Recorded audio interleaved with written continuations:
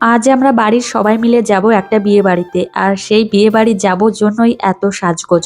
Parlour থেকে সাজুগুজু করে এসেছি আর আমার ফুল লুকটা তোমাদের একটু দেখিয়ে দিচ্ছি। প্রথমে ভেবেছিলাম যে বাড়ির সবাই মিলে বিয়ে বাড়িতে যাব, কিন্তু আমার শাশুড়ি মা আসেনি।